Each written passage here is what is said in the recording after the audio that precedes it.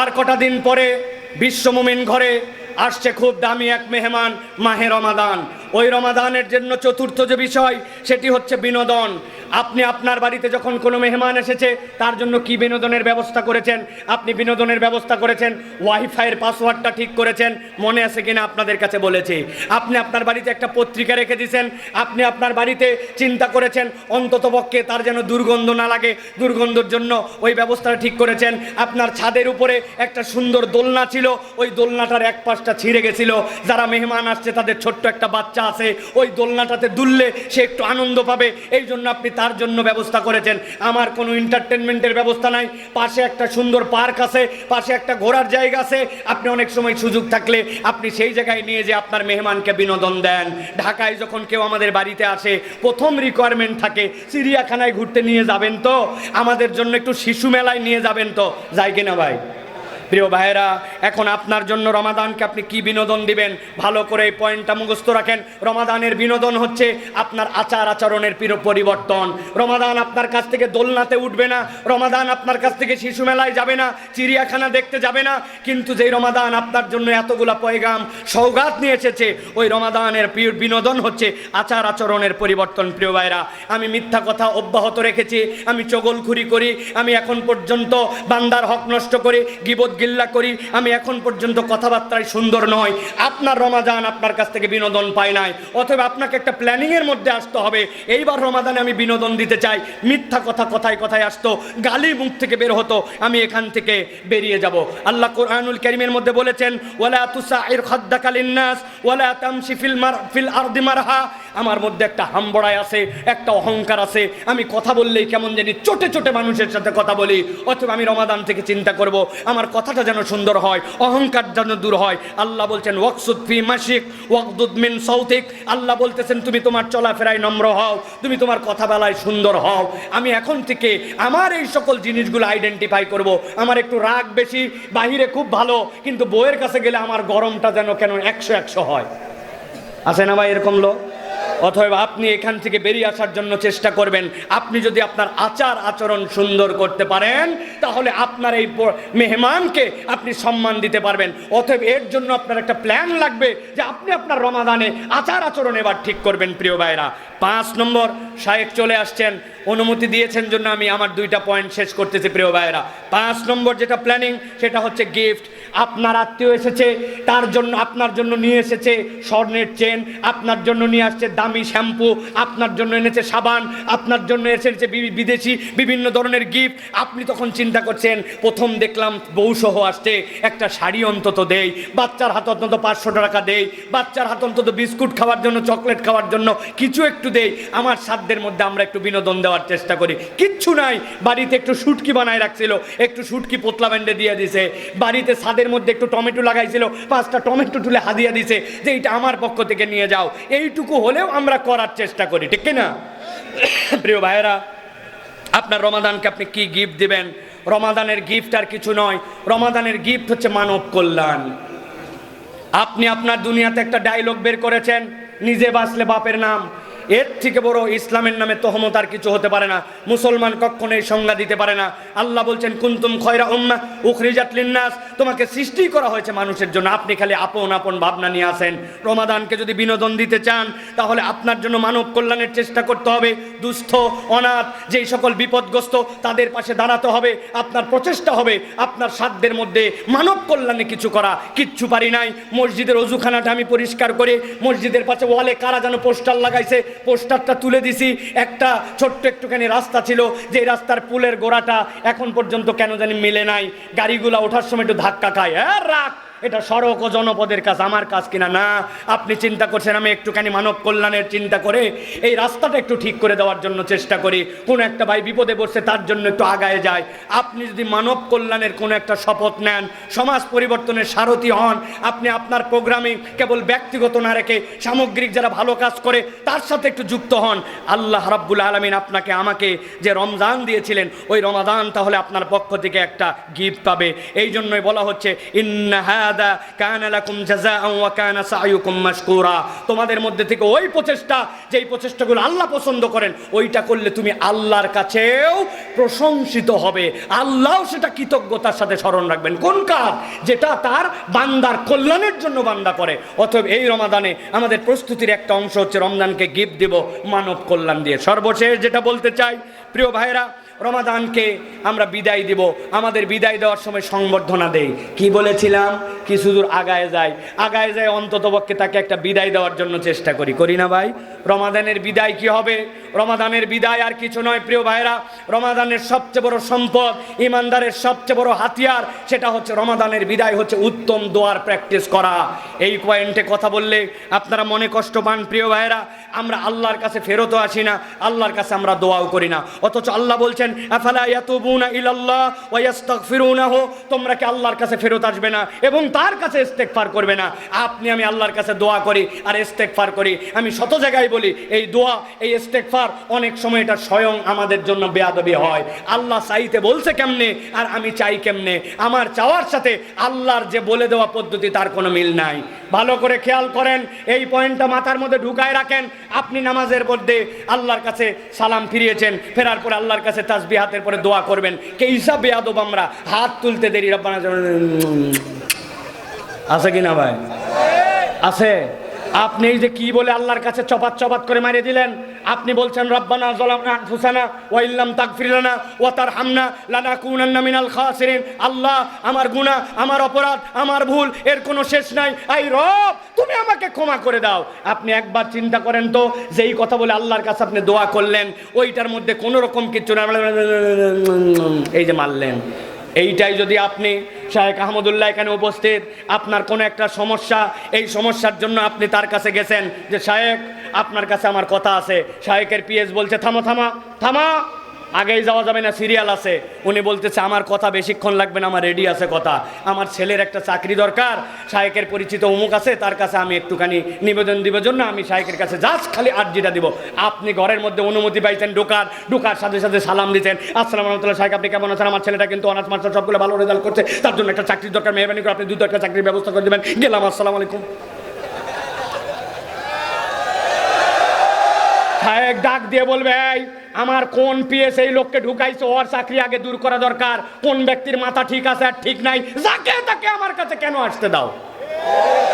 আর এই লোকটা যদি আপনার মন্ত্রী হয়, তার কাছে যে আপনার কোনো একটা নিবেদন আছে, আপনি মন্ত্রীর কাছে গেছেন, যাওয়ার পরে ঢোকাই যায় না, কোনো মতে ঢুকছেন, ঢুকে আপনি মন্ত্রীকে সালাম দিয়ে বলছেন আসসালামু আলাইকুম মন্ত্রী সাহেব, আপনি কিন্তু আমার এলাকা থেকে মন্ত্রী হয়েছেন, আমি কিন্তু আপনাকে মহব্বত করে ভোটও আপনাকে দিচ্ছিলাম, আমার ছেলের কিন্তু চাকরি জরুরি দরকার, তার কাগজপত্র সব ঠিক আছে, আপনার কাছে দিয়ে গেলাম, আগামী 7 দিনের মধ্যে একটা চাকরির ব্যবস্থা করে দেবেন, আসসালামু আলাইকুম। মন্ত্রী বলবে ধরে একে বাঁধতে ফেলা, ঠিক কিনা? আপনি এই জায়গায় জোরে জোরে ঠিক বলতেছেন, কিন্তু আমি নিজের জীবনে হিসাব মিলাই দেখি আপনার আমার দোয়াগুলা ঠিক এই রকমই। সালাম ফিরালাম অথবা দোয়া করতে মন চলে, একটু হাত তুললাম, আর হুজুরকে দেখতে পাইছি, হুজুর আমার জন্য দোয়া করবেন, আমার চাকরির জন্য দোয়া করবেন, আমার ছেলের জন্য দোয়া করবেন, আমার ছেলের জন্য হাফেজ হয় দোয়া করবেন, আমার বউয়ের মাজা ব্যথার জন্য দোয়া করবেন। তার দোয়া হুজুর কন্ট্রাক্টারি নিচে, আমি খালি চাওয়ার মধ্যে আছি, নিজের দোয়া আমি নিজে করি না, ঠিক কিনা? ভালো করে বোঝেন, রমাদানের বিদায় হচ্ছে আপনার জন্য একটা উন্নত দোয়া। আপনি আল্লাহর কাছে দোয়া করেছেন, আপনার হাত তুলে দোয়া ফুরায় না, আপনি সিজদায় গেছেন, আপনার সিজদায় দোয়া ফুরায় না, আপনি চিন্তা করছেন হুজুর রাব্বানা আতিনা ফিদ দুনিয়া আর রাব্বানা জালামনার বাহিরে তো কোনো দোয়াই জানা নাই, ফুরাবে আবার কেমনে? এ করতে তো 1 মিনিট লাগে না। আমি জিজ্ঞাসা করতে চাই, শালঘরের মুসলমান, আপনি আপনার এলাকার সিএনজি আলার জন্য কোনোদিন দোয়া করেছেন? আপনার এলাকার কৃষকের জন্য দোয়া করেছেন? বাসের ড্রাইভারের জন্য দোয়া করেছেন? ভিক্ষুকদের জন্য দোয়া করেছেন? বেনামাজির জন্য দোয়া করেছেন? ডোনাল্ড ট্রাম্পের জন্য কোনোদিন দোয়া করেছেন? ইলন মাস্কের জন্য দোয়া করেছেন? আপনি মনে করছেন হায় হায় হুজুর কয় কি, ডোনাল্ড ট্রাম্প এটা কাফের, ওর জন্য আবার দোয়া কি? অথচ আল্লাহর নবী সাল্লাল্লাহু আলাইহি সাল্লাম কাট্টা কাফের, কাফেরের বাচ্চা কাফের, ইসলামের 1 নম্বর দুশমন আবু জেহেলের জন্য আল্লাহর নবী দোয়া করছেন, আল্লাহ আবু জেহেল অথবা ওমর, এই দুইজনের মধ্যে থেকে একজনকে অথবা দুইজনকে তুমি হেদায়েত দাও। আল্লাহর নবী আবু জেহেলের জন্য হেদায়েতের দোয়া করে, আর আমি আমার দোয়ার সাবজেক্ট খুঁজে পাই না। হুজুর আমার বাচ্চার জন্য দোয়া করবেন। আপনি আপনার বাচ্চার জন্য সিজদায় গেছেন, চোখগুলা বের হওয়ার যা জোগাড় হয়েছে, 30 মিনিট ধরে আল্লাহর কাছে বলছেন, আল্লাহ আমার ছেলেকে তুমি ইমাম নববীর মতো বানাও, ইমাম মুসলিমের মতো বানাও, আবু হানিফার মতো বানাও। আল্লাহ তুমি আমার গুনাহ মাফ করে দিবে না কেন? আল্লাহ তুমি আমাকে দাও, আমার রিজিকে দাও, এলাকায় দাও। আল্লাহ আমি তো আর কিচ্ছু মনে করতে পারতেছি না, আল্লাহ আর কি কি বাদ গেছে তুমি একটু আমাকে মনে করে দাও। হ ঢাকার 8 নম্বর বাসের হেল্পারদের জন্য দোয়া করলাম, আল্লাহ ঢাকার ফুটপাতের দোকানদার জন্য দোয়া করলাম। আয় রব্বুল আলামিন এমন মানুষ যারা সুযোগ ছাড়া পড়ে নামাজ পড়ে না তাদের জন্য দোয়া কর। আল্লাহ পৃথিবীর বিভিন্ন জায়গায় যারা কাজের বুয়া আছে, খালাম্মা আছে, এরা কাজ করে, এদের জন্য দোয়া করলাম। আপনি আল্লাহর কাছে দোয়া করবেন, যার দোয়া যত সুন্দর তার রমাদানের বিদায়ের প্রস্তুতি তত সুন্দর। আল্লাহ বলতেছেন ওয়া আনিবু ইলা রাব্বিকুম ওয়া আসলিমু লাহু মিন ক্বাবলি আন ইয়াতিয়াকুমুল আযাব সুম্মা লা তুনসারুন। আল্লাহর আযাব এসে যাওয়ার আগে, সময় ফুরাবার আগে আল্লাহর কাছে তোমরা ফরিয়াদ করো। কিন্তু আমরা ফরিয়াদ করি না, আমাদের ফরিয়াদ হচ্ছে একটা আল্লাহর কাছে বেয়াদবির মতো। অতএব প্রিয় ভাইয়েরা, আমি আপনাদের কাছে আবারও বলতে চাই, আর কটা দিন পরে আসছে বিশ্ব মুমিন ঘরে খুব দামি এক মেহমান, মাহে রমাদান।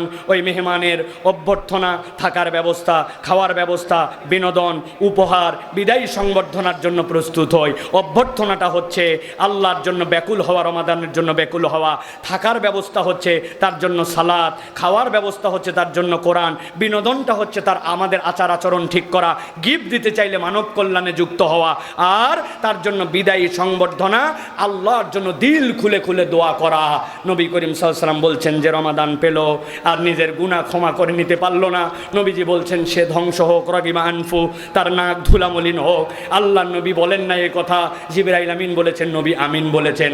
নবীর আমিন যদি একবার হয়, ওই দোয়া কখনো ব্যর্থ হয় না। অতএব আসুন আমরা আমাদের এবারের রমাদানটা একটুখানি ব্যতিক্রম করি। ছোট্ট একটা বার্তা, এই কথাগুলি ছড়িয়ে দেওয়ার জন্য চেষ্টা করেন। যতটুকু মনে আছে শোনেন, না হলে আবার শোনেন, নিজে প্রস্তুতি নেন, নিজে একটা খাতা কলম নিয়ে নিজের রমাদানকে সুন্দর করার জন্য উদ্যোগ নেব। কারা কারা এখানে আসেন যারা এবারের রমাদান সুন্দর করার জন্য খাতা কলমে লিখে একটা প্রস্তুতি নেব? আগামীকাল থেকে শুরু হবে। আপনারা সকলে হাত তুলবেন না ভাই, মেহেরবানি করে। অনেকে এসে গেলে হাত তোলার জন্য রেডি হয়ে আছেন, খবরদার হাত তুলবেন না। আগে বোঝেন যে লিখিতভাবে সুন্দর করে একটা প্ল্যানিং করবো এই রমাদান সুন্দর করার জন্য। যারা লিখবেন তারা কেবল হাত তোলেন,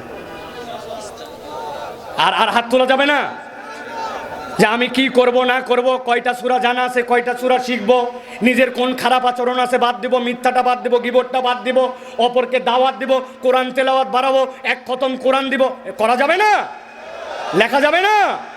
আল্লাহ আমাদেরকে কবুল করবেন, আল্লাহুম্মা আমিন।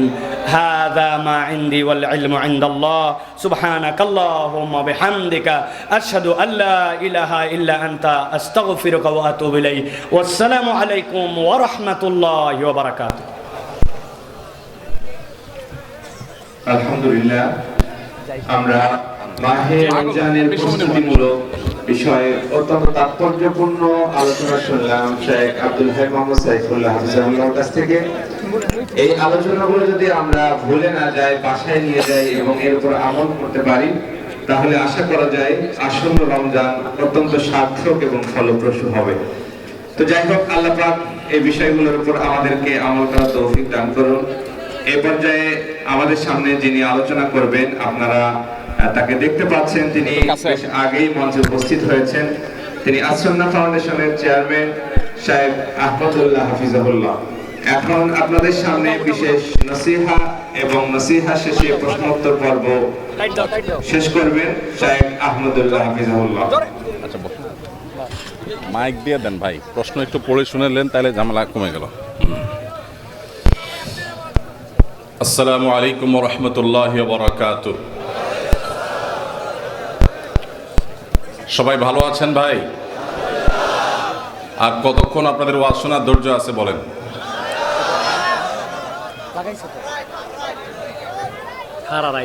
হারা রাইত ওয়াজ শুনবেন? ও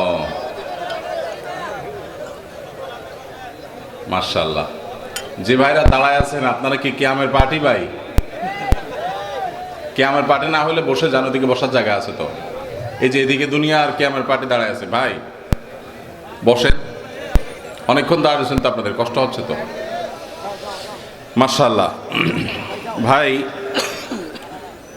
আমার স্বভাবের বিরুদ্ধে অনেক রাত হয়ে গেছে, এরপরে স্টেজে উঠতে হচ্ছে।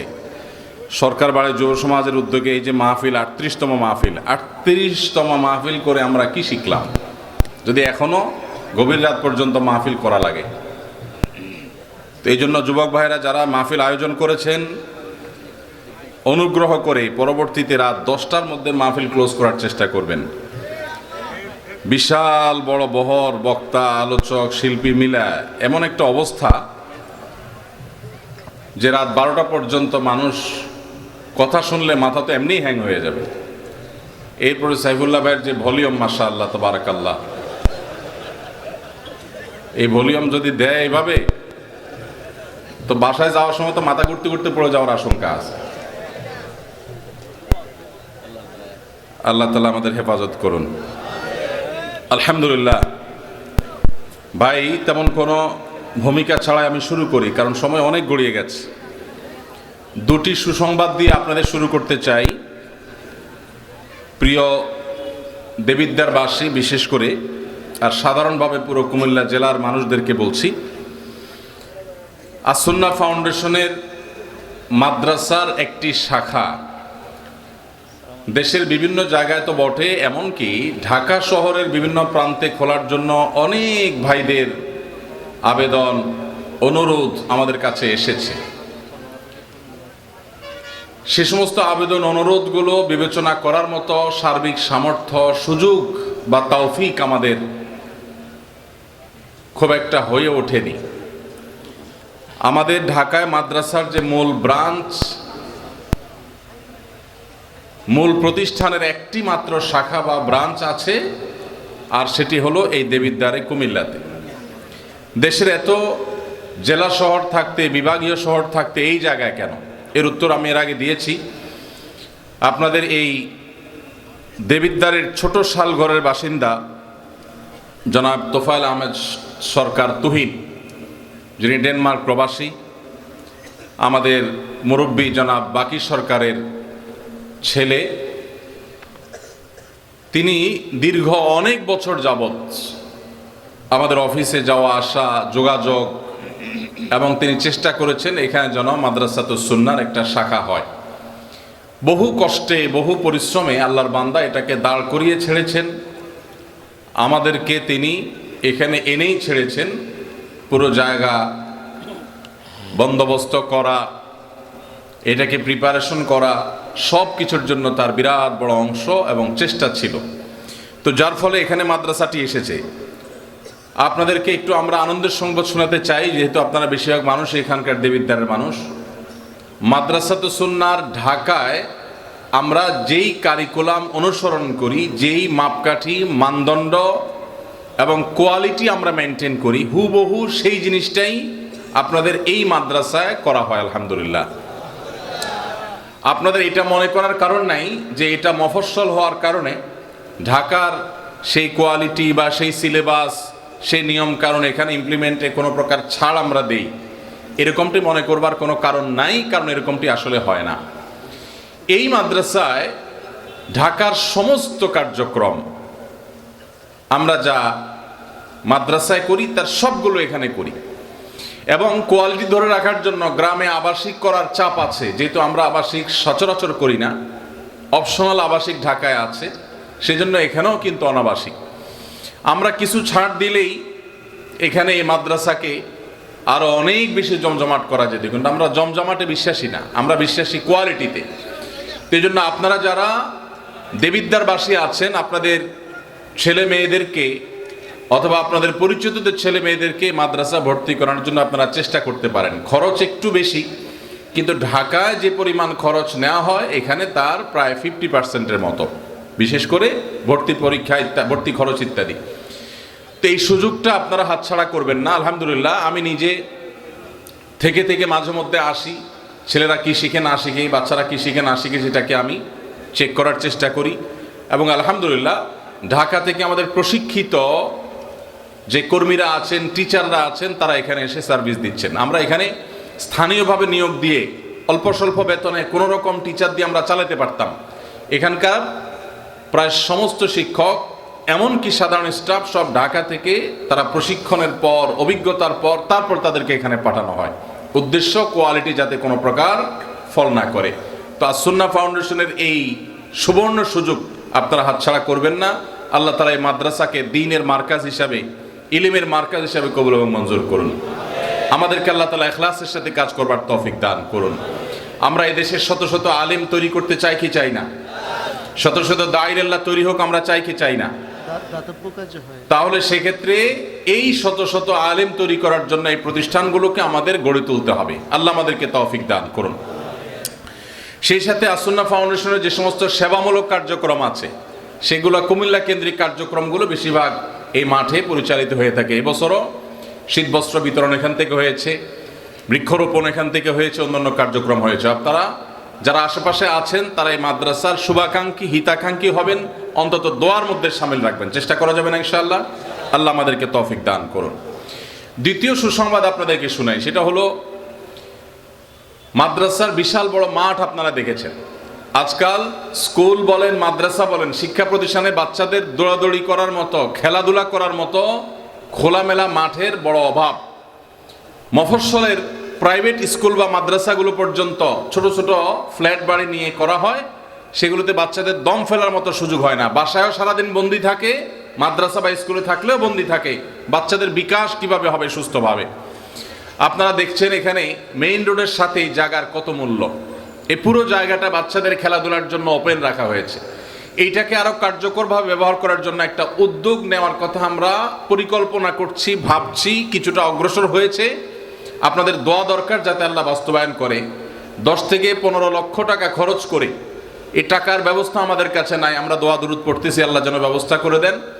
আমরা ইনশাআল্লাহ মাঠের এক পাশ থেকে যতদূর যায় আমরা অনেকগুলো রাইডের ব্যবস্থা করব, যে পুরা দেবিদ্বার থানায় কোথাও এগুলো নাই, কোনো জায়গায় নাই। সেরকম কিছু বাচ্চাদের খেলাধুলার কিছু রাইডের ব্যবস্থা আমরা এখানে রাখবো। বেশ কিছু টয়েস আইটেম এখানে রাখবো।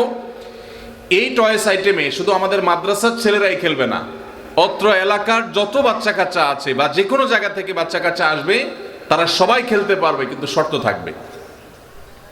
সে হয়তো দিন শিখবে, সে নামাজ পড়বে, সে ভালো কিছু শিখবে।